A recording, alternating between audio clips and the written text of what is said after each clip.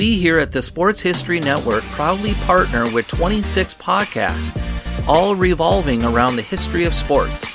But did you know that many of our hosts were sports history authors way before they started their shows? It's true.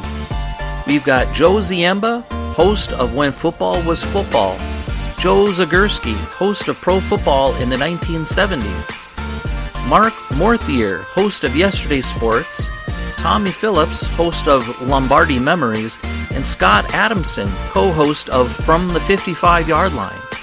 All these authors have many books for you to choose from. To check them out, go to our website at sportshistorynetwork.com/sportshistorybooks. Pick up your copy today. Soundtrack provided by Kevin MacLeod of filmmusic.io. This podcast is part of the Sports History Network, your headquarters for the yesteryear of your favorite sport. You can learn more at sportshistorynetwork.com. At the 1992 Barcelona Olympics, the landscape of international basketball was changed forever. While enthusiasts, from the casual to the fanatical, invariably associate basketball of the 92 games with those dozen NBA/NCAA superstars of Team USA, plenty more was going on outside the spotlight on the Dream Team. The mountain of attention given that Team USA ultimately obfuscated the stories of two other teams that were the end product of 20th century history and who played hoops comparably excellently, as did the Dream Team. So while many observers might have been blinded by the brilliance of Michael and Magic and Larry and Sir Charles and the rest, at least a couple other filmmakers were paying attention enough to pay homage to those other historically significant basketball teams of the 1992 Olympics. And 20 years later, to create a pair of films which capture incredibly that once-in-a-lifetime basketball played at those Olympic Games.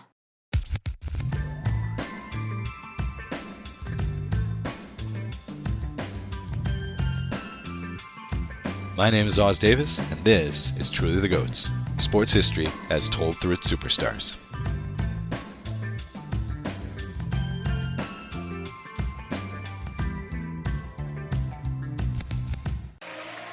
Like any Olympic Games, the Games of the 25th Olympiad in 1992 produced their share of greatness and achievement, beginning with the unique and dramatic lighting of the Olympic torch, which was ignited by flaming arrow shot by Spanish Paralympic archer Antonio Rebollo. And now the moment for Antonio Rebollo. He has practiced this more than 1,000 times. 37 years old. He's successful.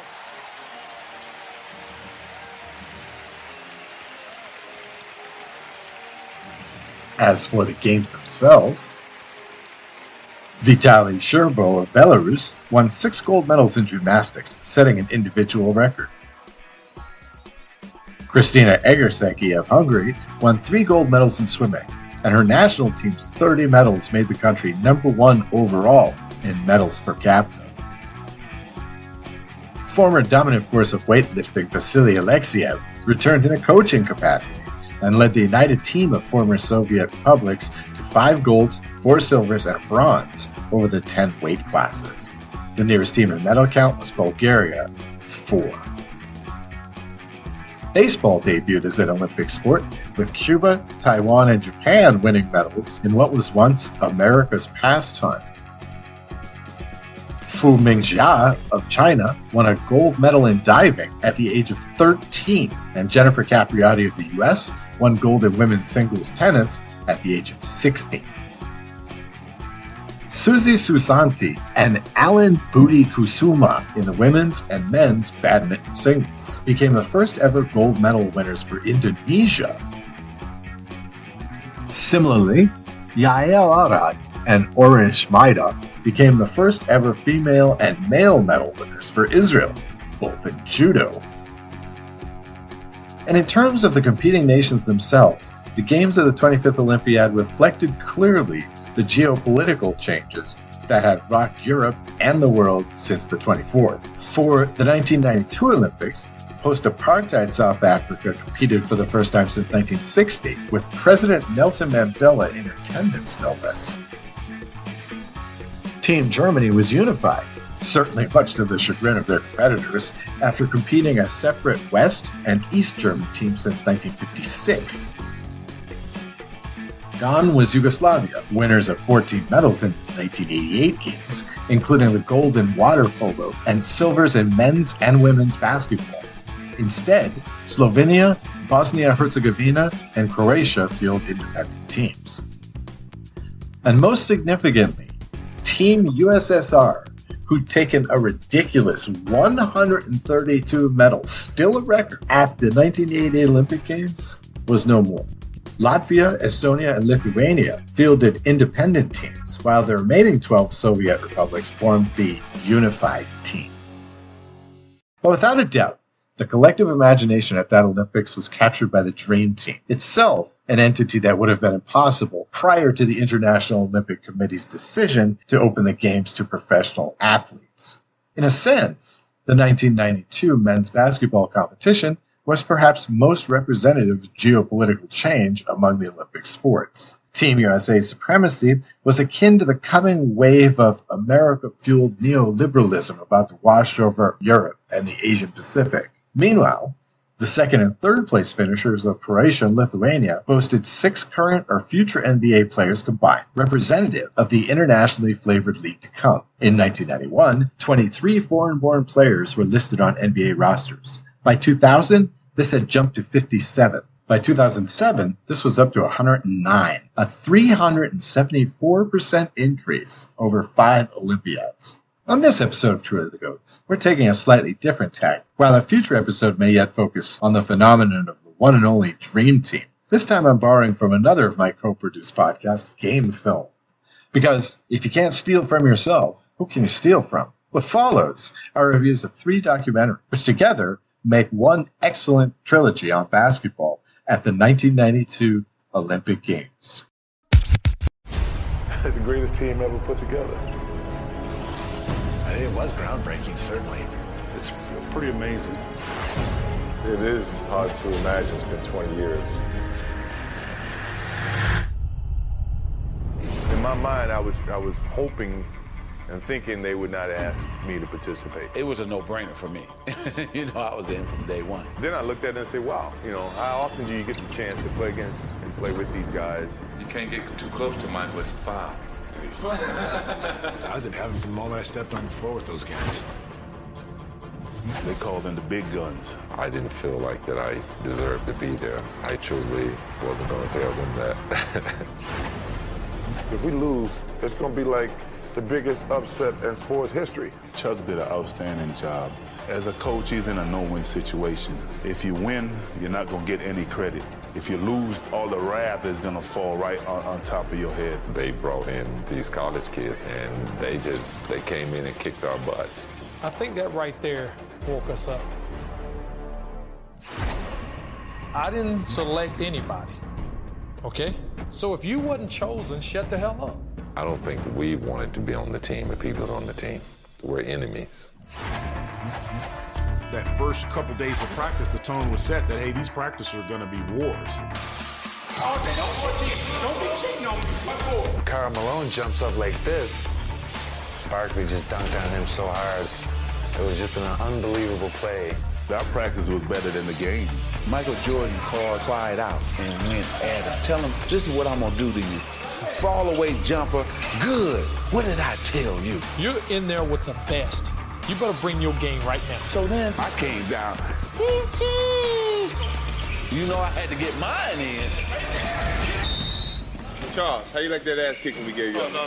Come on now. Once we got to Barcelona, it was a full-blown spectacle.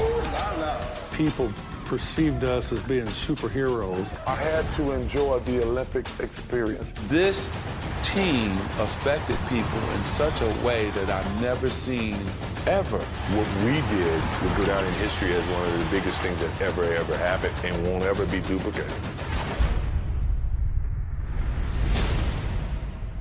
I figured eventually there'd be a movie made about the Dream Team.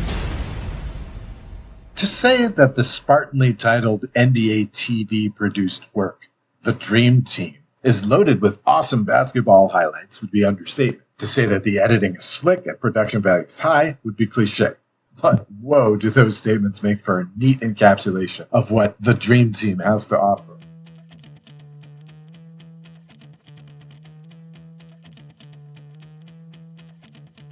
Nearly 30 years after the team smoked the Olympic competition, Team USA basketball, both men's and women's sides, have been pigeonholed into a lose-lose situation by the American public. If they win, it's expected. If they lose, the ranting about selfish superstars losing to inferior competition begins. The more politically extreme on the left are equally put off, even retroactively, by the literal embarrassment of riches, an NBA All-Star team whose lifetime earnings may outdo the GDP of some nations whose team the Americans are smoking off the court. All fair enough, but the truth is, damn did that Dream Team play some absolutely gorgeous basketball. Almost dreamlike, one could say.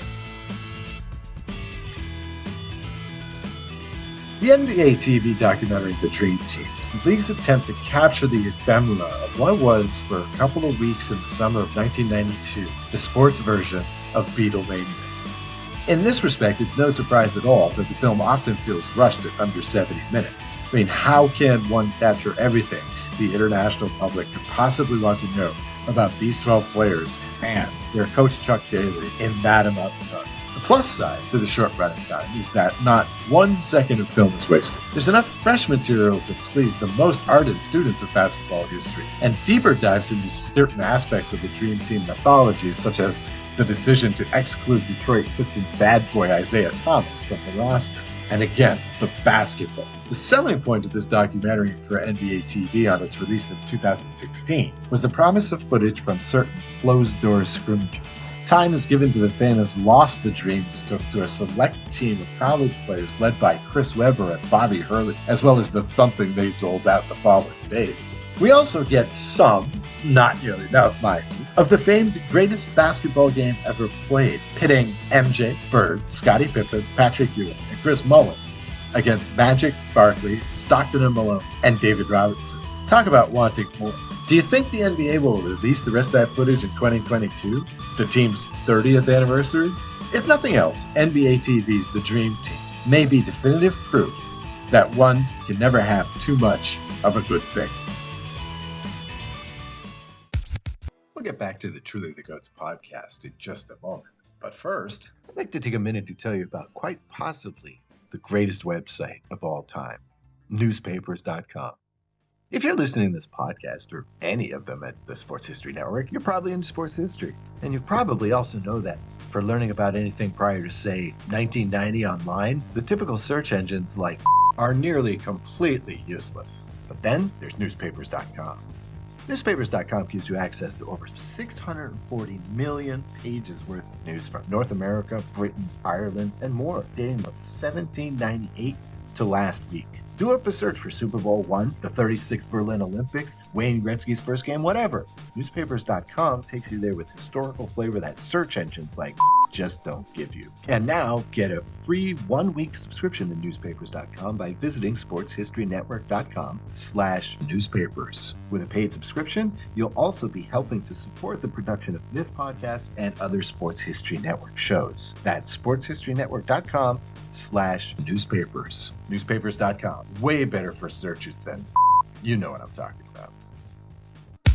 At the Sports History Network, we're all about sports yesteryear, and so we're so pleased to introduce you to Row One, an online memorabilia gallery and shop that brings your sports history to life anywhere. The Row One gallery includes over 5,200 gorgeously reproduced prints of team posters, game program covers, game tickets, advertisements, and more in baseball, pro and college football, pro and college basketball, and more. And any gallery item may be printed in a variety of sizes on wood, metal, canvas, acrylic, or poster paper. And in Row One shop, check out the thousands more of unique items with the retro and historical designs dating back to 1876, including t-shirts, long sleeve shirts, phone cases, mugs, blankets, pillows, towels, and even shower curtains. Go to sportshistorynetwork.com, ROW1, for access to the full Row One catalog and for gallery prints and gift items, plus get a 15% discount off all prints on the Row One Pictorium Gallery with coupon code SHN15. Follow the link on the show notes.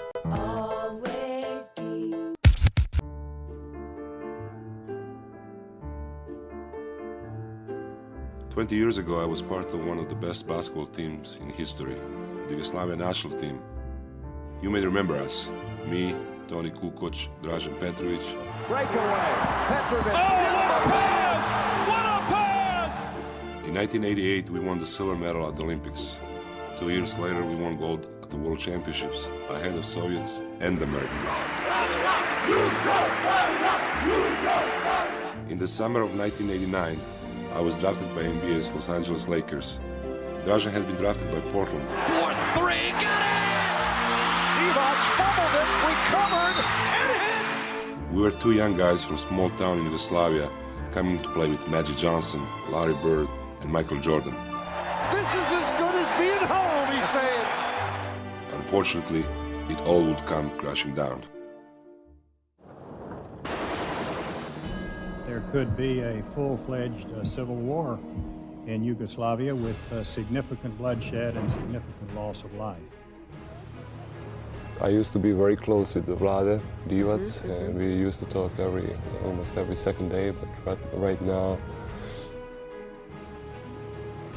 To build the friendship, it takes years, but to destroy it, it's just 1 second. In my mind, I always thought that one day the war would end, and Dražen and I would sit down and talk. But that day never came. Dragi moj Dražene, fizički nas napuštaš, ali...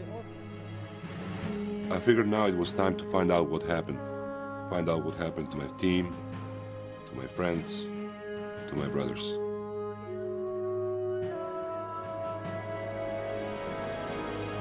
The 30 for 30 original series documentary, Once Brothers, isn't specifically a story of Team Croatia basketball in 1992, and in fact can sometimes seem like a bit of a Vlade Divac reclamation project. But the backstory, and to some extent the events thereafter, are absolutely essential to understanding the importance and greatness of a team that was beaten by the Dream Team, but not by the dissolution of its country. Looming over everything, including Divac's motivation for narrating and, let's face it, starring in the film, is the tragic story of quite possibly the greatest European basketball player ever, Dražen Petrovic.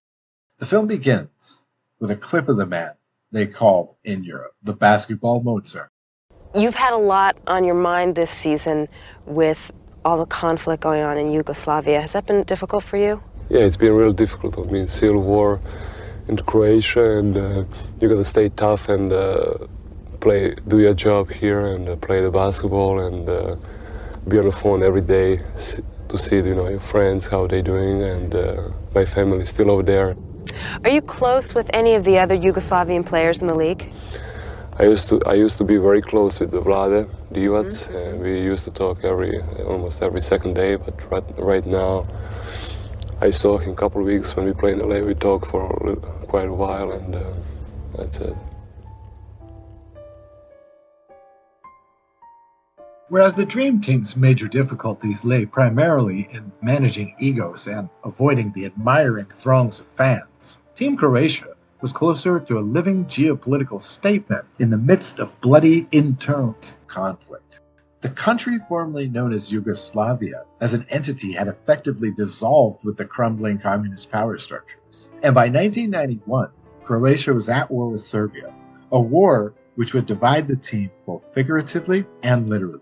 Film director Michael Tolajian told Serbian media early in production, the Team Yugoslavia players who had been very close, quote, stopped talking, and the nationalist rhetorics in both countries must have influenced them, just like many other friends and colleagues at the time, even family members.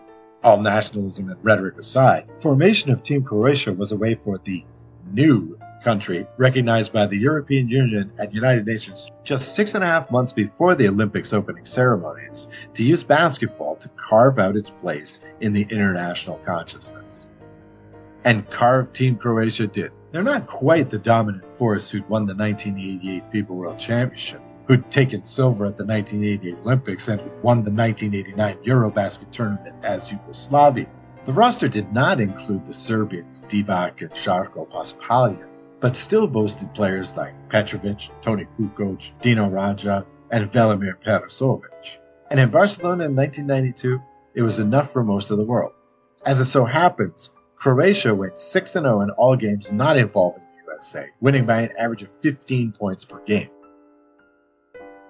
In contrast to the Dream Team documentary, which was so much about the great players forming new connections on the court and off, Once Brothers plays more like the story of a team dissolved, formerly simple relationships based on becoming better basketball players, sadly falling prey to political events, and a single moment in which Divac lost his mind to create a schism with his former Yugoslavia teammates. Once Brothers may be looked upon as the story of a great basketball team, or two, really. It can be viewed as Petrovic's what-if story, or even the what-if story of a unified Team Yugoslavia facing off against that dream team. But perhaps to look at the movie in those fashions would be a disservice. Because beyond the glitz and glitter, the blood and rhetoric, Once Brothers is a human story, which just happens to be told within the world of basketball.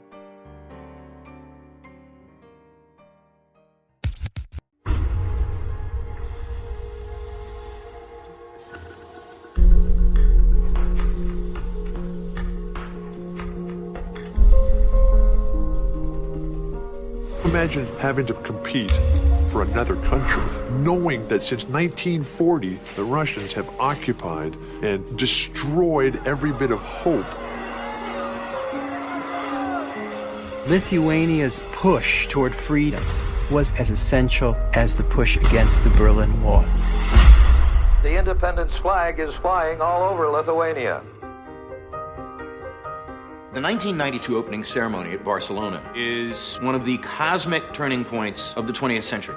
If you were one of those rare Americans put off by the whole dream team ethic, then it was an easy choice who you were going to root for.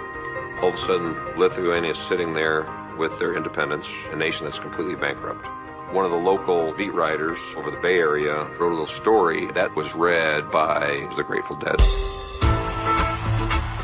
The Grateful Dead were big basketball fans. Jerry's like, we're all about freedom and celebration. Basically, we want to help you guys. They cut us a big check and sent a box of tie-dye t-shirts with Lithuanian colors. So that's the way we entered the Olympics. To finally be free and to be able to see your own flag raised at moments of triumph. Their final game against Russia, live or die. The whole nation was watching. You have to destroy them. At any cost, you have to win. It was national pride, something what we dreamed. You're involved with something that's bigger than just sports, bigger than just rock and roll.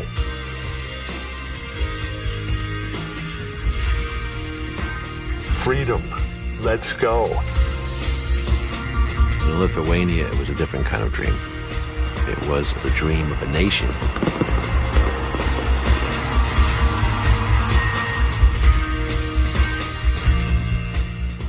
The Dream Team documentary is badass. Once Brothers is melancholy. But the other Dream Team, an independently produced work telling of Team Lithuania in 1992, well, it starts melancholy, gets to badass, but is ultimately all about the joy of basketball.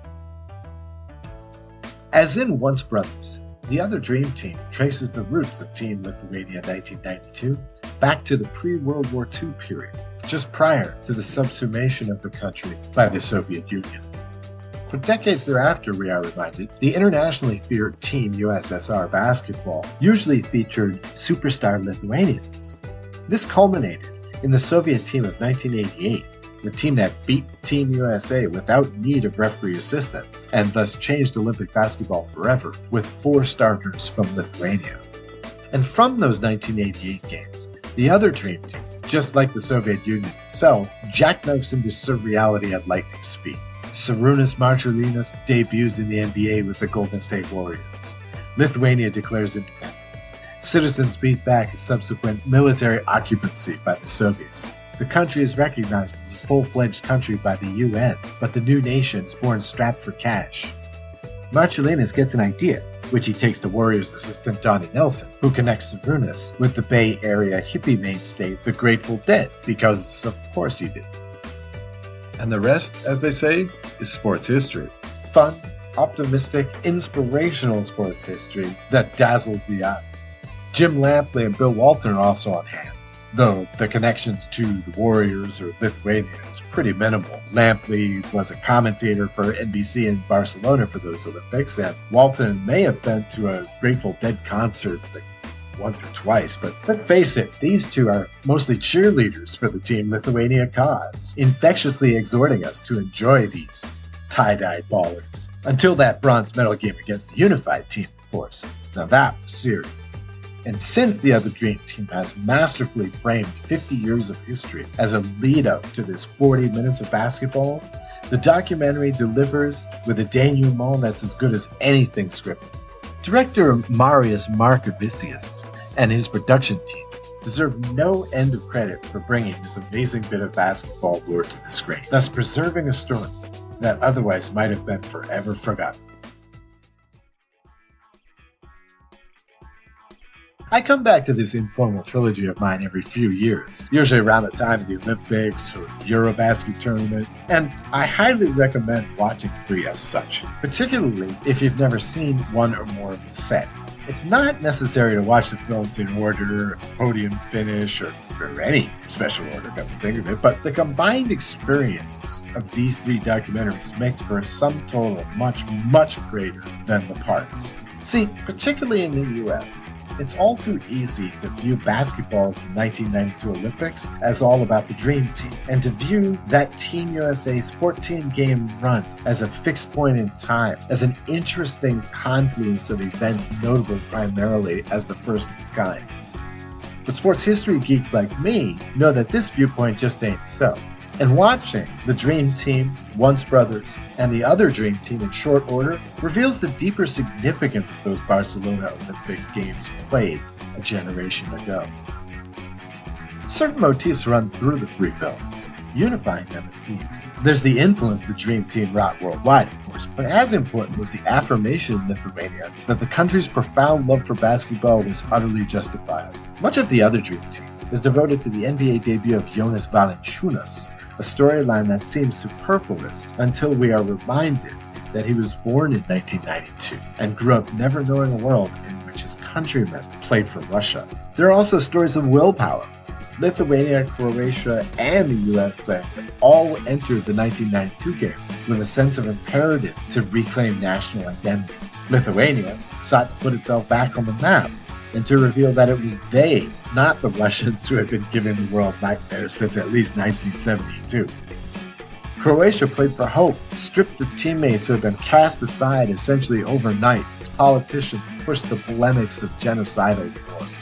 And the Dream Team sought to reclaim supremacy in basketball, not merely a game, but one of the single greatest contributions to human culture the USA has ever made. Through war and peace, hope and despair, hype and hyperbole, this unofficial 1992 Olympic basketball trilogy hits on all levels of life, the proverbial thrill of victory and the agony of defeat. Plus, the actual basketball is pretty freaking awesome too.